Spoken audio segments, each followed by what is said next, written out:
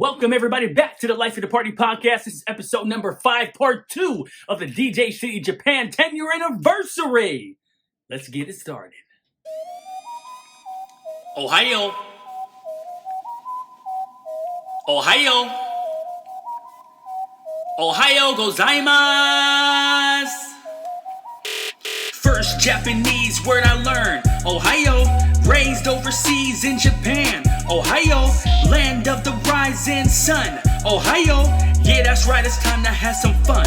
Ohio, first Japanese word I learned. Ohio, raised overseas in Japan. Ohio, land of the rising sun. Ohio, yeah that's right, it's time to have some fun. Ohio. Welcome everybody back to the Life of the Party podcast. I'm your boy Emcee Ricky. This is part 2 of episode number 5, in which I'm talking about the DJC Japan tour that happened back in 2019. I've already done part 1. If you haven't already watched that episode or listened to it wherever you get your podcasts, please, by all means, go ahead and watch it on YouTube. I will be putting it on other social media applications like Facebook, Instagram as well. I want to thank all of you guys who have liked, subscribing, or downloading my podcast. If you haven't seen the first part, by all means, you can go ahead and jump right into it with the second one. I'll try to make this a good standalone adventure, but I think it's better served if you go ahead and watch part 1 and then get into part 2. Remember, this is a 3-part series. This is part 2, so here we go. Now, after the tremendous adventure and excitement of, performing at Abema Mix with all the talented Red Bull 3 style DJs, and then having the kickoff party at the DJ Bar and Lounge at Rep in Shibuya. I mentioned also in the last part, we went to an after party. Golly, that was into the early mornings. But after that, we had a little bit of time before the next part of the tour, which was in Osaka. So months before this tour was set in motion, I got messages from Suga. He asked me, hey, do you think you can save your schedule for these particular dates? Because we're having the DJ City Japan 10-year anniversary tour. We'd like for you to be an MC for the tour. And I was just like, yeah, sure, give me the dates and I'll make sure to hold them. Once I saw Osaka on there, I was like, oh, goodness gracious, all right. Not to think that we weren't gonna do it, big, but I was just like, okay, all right, we're gonna move around a little bit. So, of course, I gave them my information. They went on ahead, DJ City Japan, John Rabender, big shout out to the whole crew. They went on ahead and booked the flights for everyone who was going to be flying. Now, when I say book the flights, for those who have been in Japan, a lot of people more or less take the Shinkansen. Now, what is the Shinkansen? The Shinkansen is basically, it's the bullet train. So wherever you're at in the world, I'm sure you know what a bullet train is. It's one of the smoothest rides you will ever take. We were kind of, I wouldn't say pressed for time. An amount of time that we were there for the tour, it's much better to just go ahead and book a flight. You get there a lot quicker and you can go ahead and get ready for the night venue. So the flights were booked for the 21st of October. I got the e-ticket. And then from where I live, once again, I mentioned before, the Fuji City area. Actually, I live in the Tachikawa area. So yeah, from the Tachikawa area, I just had to take the train all the way to Haneda Airport, even though now it's an international airport. I've been here long enough to remember when it was basically like a domestic airport, but it is international. But most of the time, if you're flying from in the country or in the mainland, or if you're going to Okinawa, you pretty much use Haneda Airport. So took the train all the way to Haneda Airport and met up with everybody there. What was really cool was just to see all the DJs outside of the venue, and everyone's really cool, laid back. Everyone has all their DJ City paraphernalia on. They have bags and this, that, and the other. So everyone looked like they were geared up and ready for this event. So Osaka is one of the largest cities in Japan. So you got Tokyo, you got Osaka, and I think Kyoto. Those are, as far as the populous, those have pretty much the most people. Of course, Yokohama is one as well. A lot of the DJs, there's another MC that I'll talk about a little bit later. They're actually from the south of Japan in Osaka. So there was a number of us that took the train from wherever we live and met up at Haneda Airport. And then from there, it was just, all right, let's go ahead and get this show on the road. This is where I had an opportunity, even though I'd seen this particular DJ from time to time coming to venues. Most of the time, I would see him at Nishia's with A-Life, and we would just kind of just chalk it up. Everyone calls him Oni, but his DJ name is Dope Onigiri. I mentioned him in the previous part where he wasn't a part of the Abema Mix. The Abema Mix special was for all the Red Bull 3 style Japan champions. He was a DJ at Rep in Shibuya. He was also part of this tour. He's affiliated with DJ City Japan. It was interesting to kind of chalk it up with him. He speaks English very well. I was talking about where I'm from, and then he's talking about where he's from. Now, he lives in the Tokyo metropolitan area now, I believe, but he's actually from that portion of Japan where we were heading, Osaka. So he was excited, and of course he was going to have some people that were going to be there to see him. And I can't imagine, you know, what that feels like to be part of this 10-year anniversary. You're going to your hometown and stuff like that. So big shout out to Dope Onigiri. Before we actually boarded the flight, after everybody settled down, we got something to eat, and I actually got some pork katsu. Katsu is pork. Anyway, had that at the airport. Putting a picture up here, you can see what kind of looked like. Very tasty, very, very good.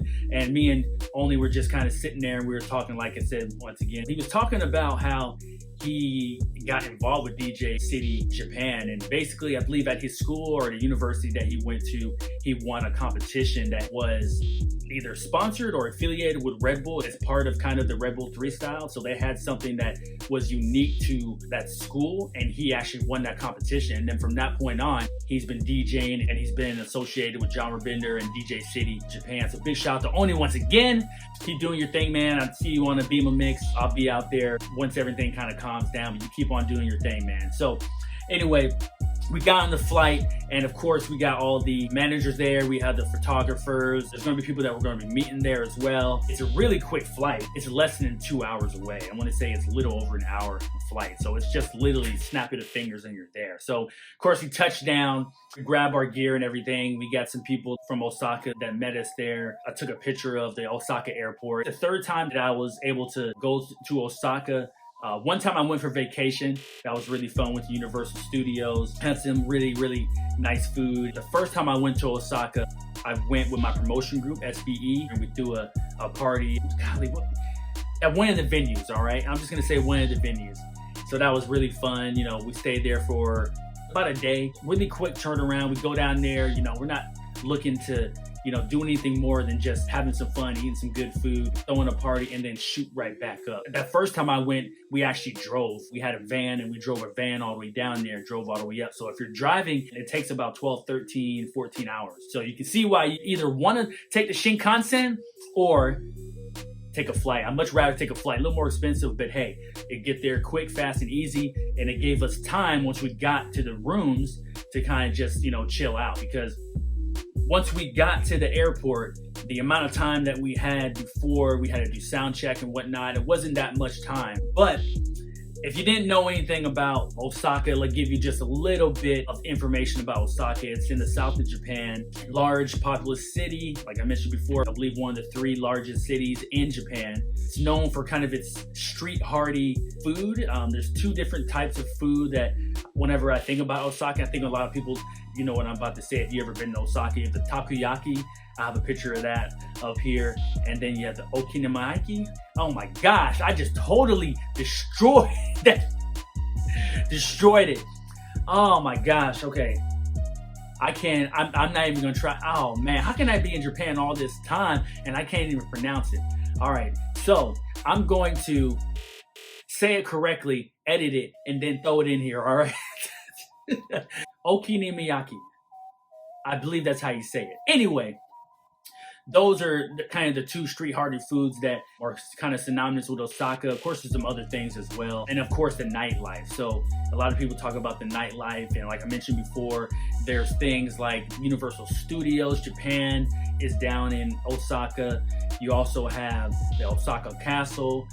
So there's a lot of things that are associated with Osaka that a lot of people like to visit when they come to Osaka. So it was pretty big for Osaka to be included on this DJ City Japan 10-year anniversary. So big shout out to Osaka. Undoubtedly, I know I'll be back again at some point. But before we did the sound check and we went to the venue, which was Club Piccadilly, my first time going there. We had an opportunity to go ahead and eat. I had an opportunity to eat because all the DJs, they were going off to do a sound check depending on what the timetable was for when they were going to perform. We were kind of just walking around where the hotel was because our hotel was like right around the corner from where Club Piccadilly was. That was really convenient. You didn't have to take a taxi or a bus or take the train. It was booked just right around the corner, so it was really quick, fast, and easy to get there. So we ended up actually taking a taxi from the airport to the hotel. Nice business hotel. If you've ever been or stayed in a Japanese business hotel, it's a little bit smaller if you're comparing it to like a business hotel in the States, but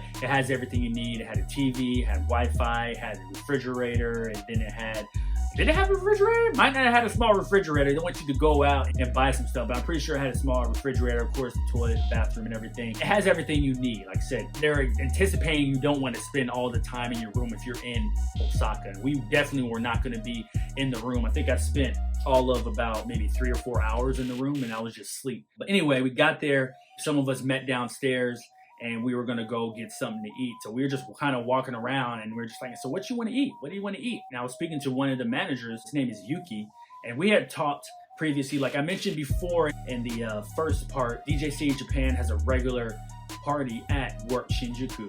And I used to always see Yuki, and he has dealings and associations with like different types of producers and whatnot. So he's always kind of approached me about, hey, you know, you ever think about getting into music and stuff like that? So that's the type of conversations that we always have or used to have. And right now we've kind of put that on the side because of the pandemic, but we do have some plans to go ahead and have some type of music production going forward. So that's what you have to look forward to. Big shout out to Yuki. Yeah, so us and a few other DJs, we went to Yakiniku after the venue. That was just amazing. I'll talk about that a little bit later. But we went to this restaurant, and you know, the waiter is there, and basically you have the menu. You can just pick and choose what you want. I chose spaghetti. I had some tempura, sashimi, some salmon. Woo, boy, the trip was good. I'm thinking about it right now. I'm hungry, man. I gotta keep on talking though. Yeah, so we all had a bunch of different things, and we kind of just shared it. Of course, in Japan, you use the chopsticks and stuff. So that was a really good light meal before we can go ahead and do the damn thing. Afterwards, I went back to the room and was able to just kind of rest up and just kind of chill out. And I studied the promotion flyer. Of course, you have like the regular promotion flyer, which has all of the venues on there for each day that's part of the tour. So I had that one, I could study that one, but then Genre Bender and DJC Japan, they put together this other flyer that had actually the names of all of the DJs on there as well as their pictures. So I just kind of just studied that because once again, you know, there's a lot of DJs I don't really have a rapport with. I haven't seen them before. I have looked them up on social media and whatnot. So I kind of more or less kind of see and know their style, but I haven't actually emceed with or for them before. So I was like, okay, at the very least, I need to make sure I know these names. And I talked with Yuki and then Suga about the pronunciation. Let me make sure I have the pronunciation right. I don't want to be saying the wrong thing. I remember there's one DJ, his name is DJ Nuki, but he spells his name Nuckey. So I would automatically assume that it would be DJ Nucky. But the thing is, from the beginning, when I started emceeing back in 2008, I don't care if your name was John. I went up to you and I said, what is your name? I want to know how you say it. Is it John? Is it John? Is it John? How do you want to be known? How is it that you pronounce it? So I went to Yuki and Suga. I said, hey, how do I pronounce all these names? Just let me know. Then we went from there. So once again, this is the anniversary. So 2100 all the way up until 4 a.m. Okay. Now, talking about the venue, Club Piccadilly. So to do the sound check, and the sound check, like I mentioned before when I've done the BMO Music Fest and a number of venues that I've emceed at, for me as an MC, and I think a lot of DJs could kind of relate to this, is the sound check is more than just gauging how you're going to sound once the music starts rolling in. You want to get a rapport with said DJ. If there's going to be performances, like there was on this night, there was going to be some performances. You want to know what the timing is of that. But also, I've never been to this venue, so I wanted to see, you know, what it was about and how to access everything. I just wanted to be familiar with my surroundings. Like I said, I'm always wary of my surroundings. So I just wanted to make sure that I was ready for it. So just before 9 o'clock, I can't remember what time, but we during the sound check, and I believe it was maybe like around 7 o'clock because the first DJ went on at 9 p.m. So I got there and oh no, before I got there, I had to find it. Like I said, I mentioned it was around the corner, right? But what is unique about Club Piccadilly, big shout out to Club Piccadilly and the owner there. He was just so really nice, generous, and appreciative of everyone. He showed a lot of respect to me, and I really liked him. Actually, he said that he had seen me before in a Bima mix, and he just really liked my style and stuff. And he actually offered to book me, and I believe the offer still stands. Of course, after this pandemic is over with. But big shout out to him and his staff and his crew, and it's a tremendously beautiful venue. But a little bit of background about Club Piccadilly. So Club Piccadilly actually used to be a Kabuki Theater, and it was turned into a night venue or turned into a club. So if you're not familiar with Kabuki, so just a little background about Kabuki. So Kabuki is actually all about showmanship. It's a 400-year-old art form in Japan. It started way back in the Edo period. So the Edo period was about from 1603 to 1868, so about a 250-year span is when it kind of got popularized. It's still going on today. Edo today is known as Tokyo, but back in that time it was called the Edo period. So just a little bit of history for you. But like I mentioned before, it's all about showmanship. If you've ever seen it online, if you're watching like the Japanese theater, comprised of all males, by the way, they do the male and the female acting. So they have males that are playing female characters in these particular theater performances. But each male performer, they put on all their heavy white makeup, and that kind of just helps them get into character. And then you have these over-exaggerated or really unique wigs that they put in. And when you think about Kabuki, you think about, okay, the makeup, you think about the pose. Majority of the actors, they're known and they help establish their character by making just these poses. So they might just hold a pose for, X amount of time, and that's, what you remember about the Kabuki theater performance that you watch. So I've also read that it's helpful to go ahead and read up a little bit on the story that you're going to watch, because it is not like a whole story. It's basically they take like a section of the story and they basically act out that. So anyway, it used to be a Kabuki theater, and Kabuki theaters are actually, if you ever see a performance, they have stages where there's like trap doors and these nice elaborate sets and everything. So right when I walked in to Club Piccadilly, I was just like, okay, yeah, this looks like a former Kabuki theater that was turned into a club. But before I even got there, like I said, Club Piccadilly was right around the corner, right? I couldn't find the venue, man. And I was just literally walking back and forth. They told me it's in this building on whichever floor, but I can't find it. I don't know where it's at. What was really fun, like I mentioned the stuff about Kabuki and the Kabuki Theater, right? But there still is a Kabuki Theater like right next door to it. So I'm seeing all of these Japanese nationals that are there to watch this Kabuki Theater performance. And then I'm seeing, people in the elevators with their makeup and everything. They're getting ready and whatnot. So that was really cool. But at the same time, I was just like, where the heck am I? Like I went in to the building, and then I took a left. I saw the door, I opened it up, and then I walked up like 6 flights of stairs. Where am I? And I walked all the way back down. I was kind of ashamed to call. I was like, I know it's just right here, but should I call Yuki? Yeah. So anyway, eventually I just called him, and he came through the elevator that I was contemplating. Should I go in there? I don't know. I don't want to just be the guy that just comes out and everybody's just like, what the heck is he doing here? Huh? What? But turns out that's all I had to do. In the hallway, there's 2 elevators, but one of them was kind of blocked off.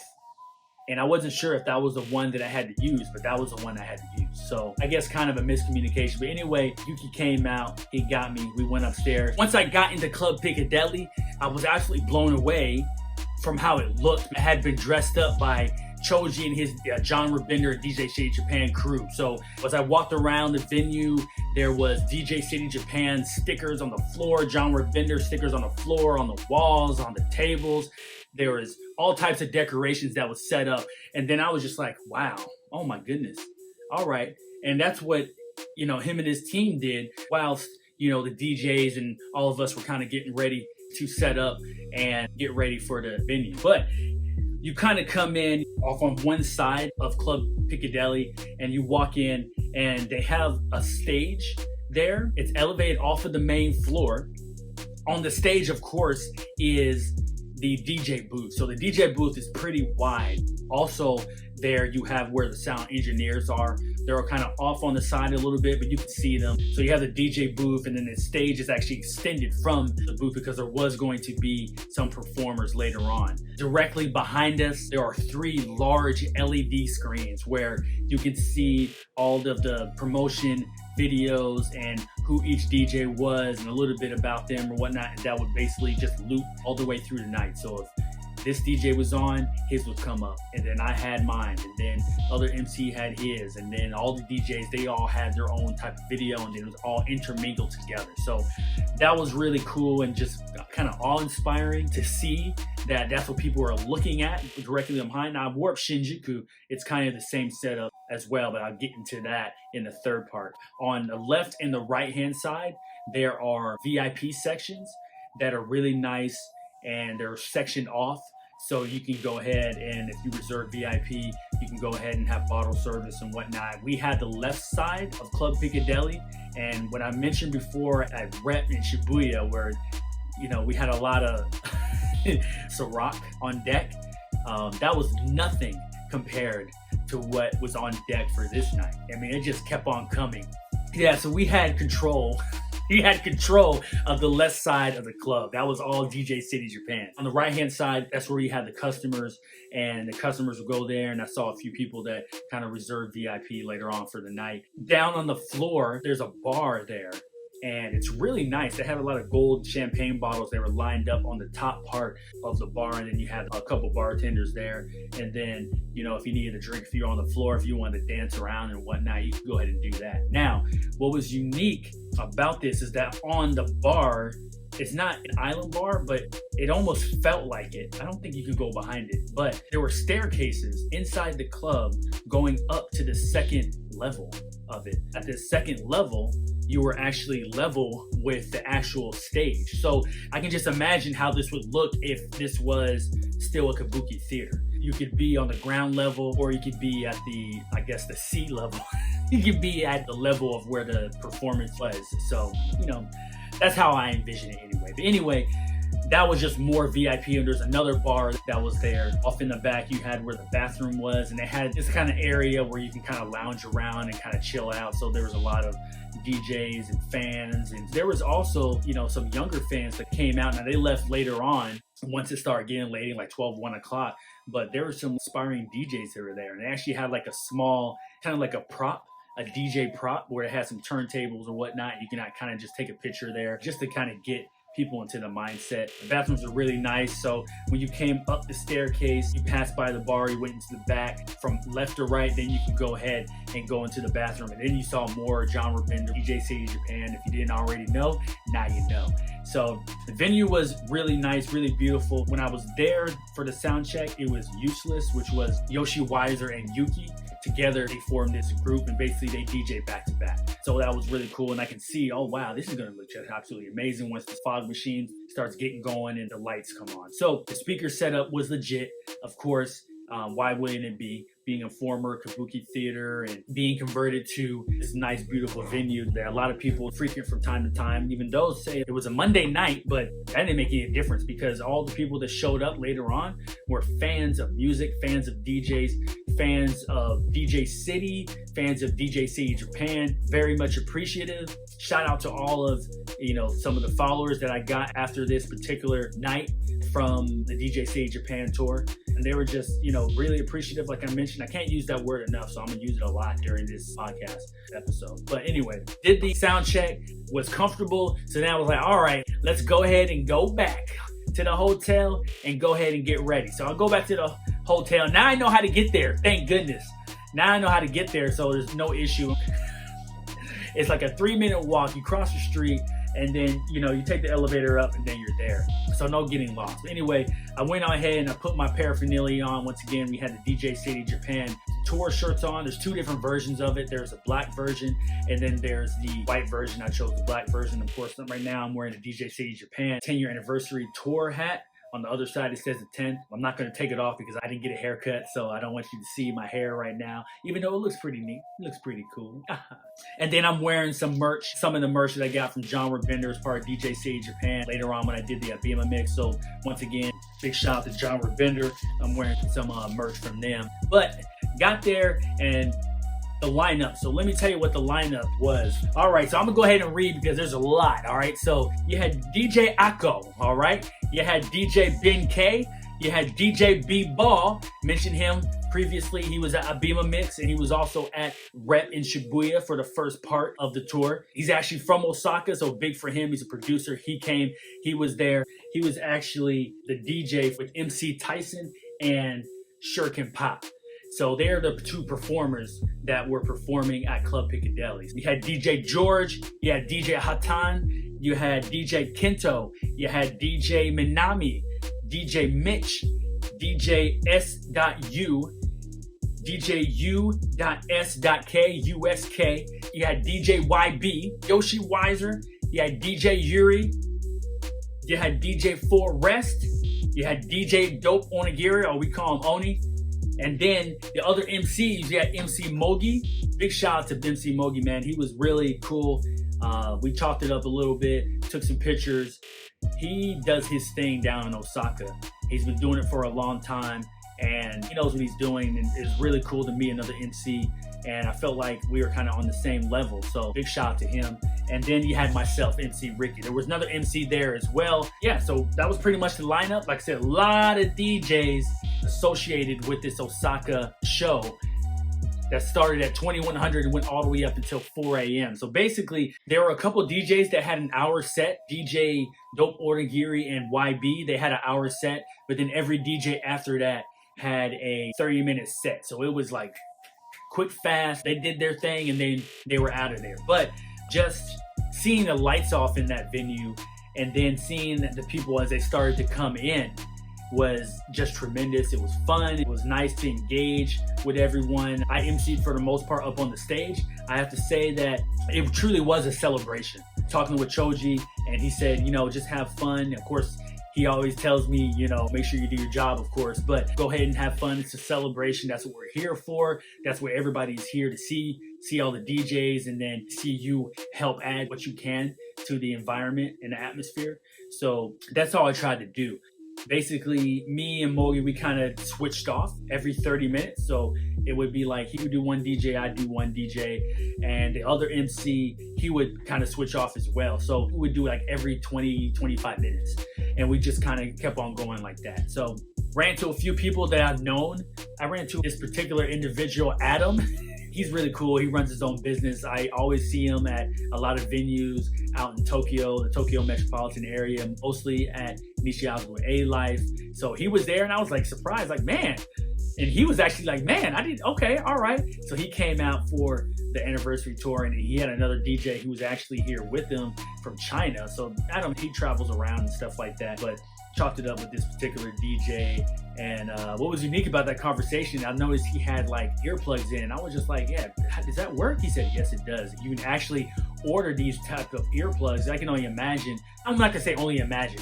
I know what it is like to just be in a night venue for 3-4 days a week where you're just listening to all this music over and over and just pounding your eardrums or whatnot. So I've seen a number of DJs that actually have these types of plugs where they're actually custom made for your ears, so they fit right in and you can actually just speak to people like it's nothing. It blocks out all that ambient sound. No doubt when I get back into it, I'll probably be looking for a way to get some of those for myself, because I think that's a really good investment. We all want to be able to hear into our old age. Yeah, the party went great. Like I said, we controlled the left side of the VIP area. There was actually a VIP area on the second level as well that you can look down and see everybody at the DJ booth, at the stage, and the people who were dancing. There were poles actually that extended up from the lower level all the way up to the ceiling on either side of the bar on the first floor, and that's where you had the go-go dancers and the pole dancers, and they would come out, and then you had some of them that would dance on the stage as well. Visually, that was just really nice to see and got people into the whole mood of what we were trying to accomplish, and that was for everybody to have a fun and fantastic time. And just a little bit about the atmosphere of Club Piccadilly on this particular night. Like I mentioned, this was an anniversary tour, so the crowd was more or less, they were really into the performances of the DJs. A lot of kind of looking up, oh wow, man, this DJ is here, that DJ is here. Oh, I like how he spins. This genre that he's playing right now, I like how he transitioned to this, or he transitioned to that. You know, he did this type of technique. So a lot of the people in the crowd were educated on the styles of said DJs, and they really took to their performance. Yeah, so needless to say, it was a really good night. Now the Ciroc, there's a particular type of Ciroc that I do like. This is basically the regular version of Ciroc, which is good as well. But what tipped the scales in my favor, and I think a lot of our favors, is that they had this particular type of Red Bull, the tropical version, the one in the yellow can. And I absolutely love that version. Undoubtedly, this was chosen because, of course, you know, a lot of these DJs were associated with the Red Bull 3 style. If they haven't won it before, they have participated in it and gotten pretty far. So, of course, what tastes really good with Ciroc? Red Bull. We were, you know, kind of up on that for a good part of the night. And that was the most I've ever seen in one setting. We weren't like, you know, stupid drunk or anything, but we were out there just having a good time. Like I mentioned before, it was a celebration, and, you know, every DJ that came up there, they did their thing, whether it was scratching, using the type of techniques that they know and they've learned over the years. They have a tremendous amount of skill and talent. So big shout out to all the DJs that went up there and did their thing. You get to a certain point where it's like, oh, it's a celebration. All right, it's time to get loosey-goosey. So people were kind of able to kind of let loose and truly have a fun time. But going back, looking at this particular venue and my experience in Osaka for this part of the tour, one thing that I always will remember is after the venue and the night wrapped up at 4 a.m., you know, we all got together, and everybody associated with the tour, the staff, Club Piccadilly, who was all there. We got together for this monumental, like, epic photo. And there's a lot of photos that are on social media. They're on DJ City or Genre Bender's page on Facebook. Sure, they have some type of photo op associated with this tour. But that's what I remember when I think about the tour, just the camaraderie.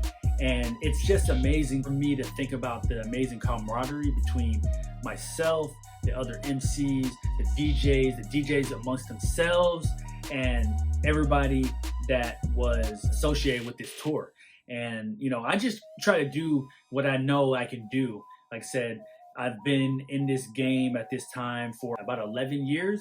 So a lot of people know of me. I wouldn't be associated with this tour if I couldn't do my thing. So a lot of people vouched for me. Was there a little bit of tension sometimes with some of the DJs when I came up? Yeah, there was. But once they were able to see how I reacted, how I engaged, how my timing was all about playing off of what they are doing. It's not about me taking over. It's not about me constantly cutting the music. It's about me being a part of the venue, being part of the party, being an extension of them as a DJ. A sports related topic is like a quarterback should be an extension of the coach, or the captain is an extension of the coach, or whatnot, whatever sport you want to look at. So that's all I try to be, an extension of the music, extension of what's being played. And I think I did a really fantastic job. Many people loved and appreciated the time that I spent when I was there. But afterwards, then you think the night is over after that? No.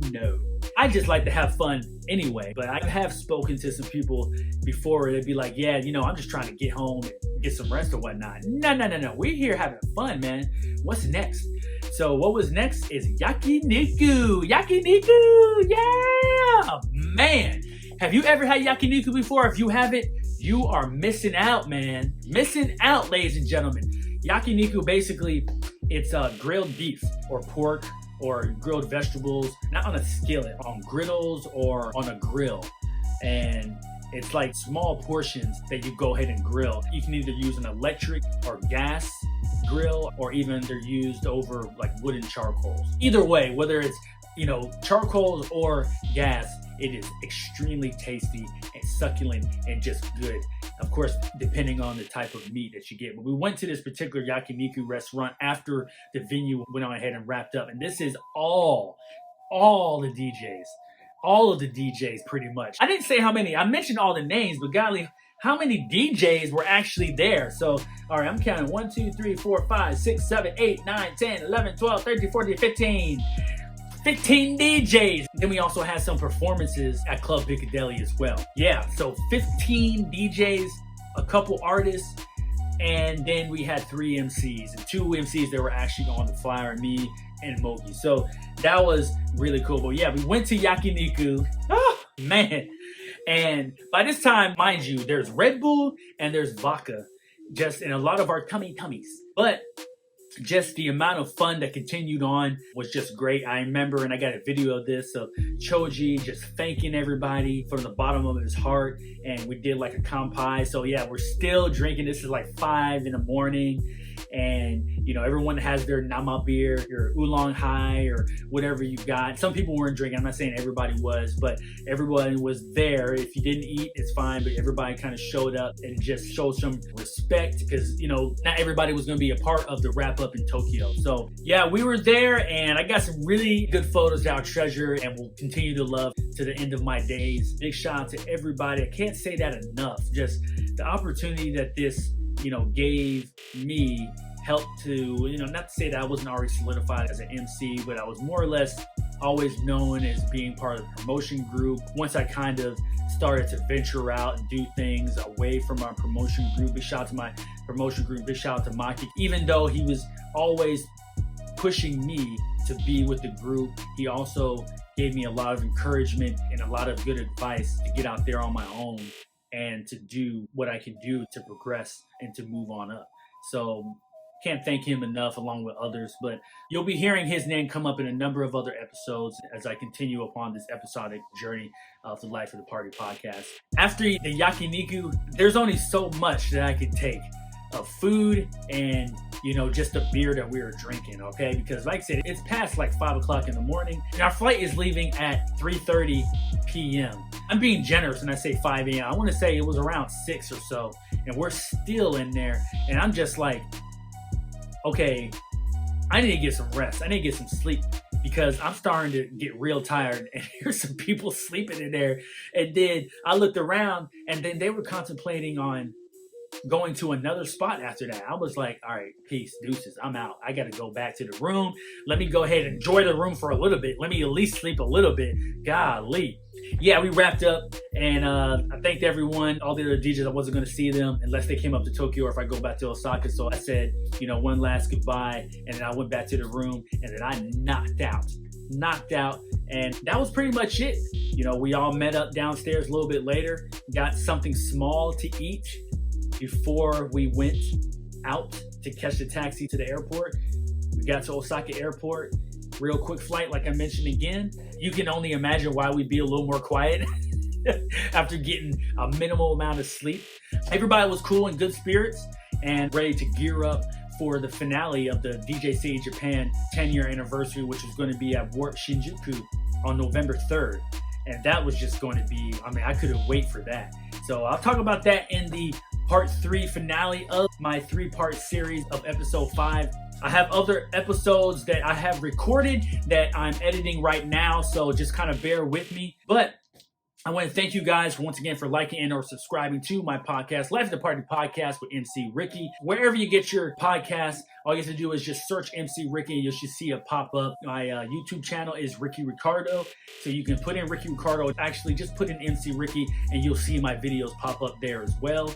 That's pretty much it for part 2 of the DJC Japan 10-year anniversary tour. I want to thank you guys for listening up, but you know what I'm about to say, all right? Otsukai sama deshita. I'll see you guys in the future. Ohayo. Ohayo. Ohayo gozaimasu.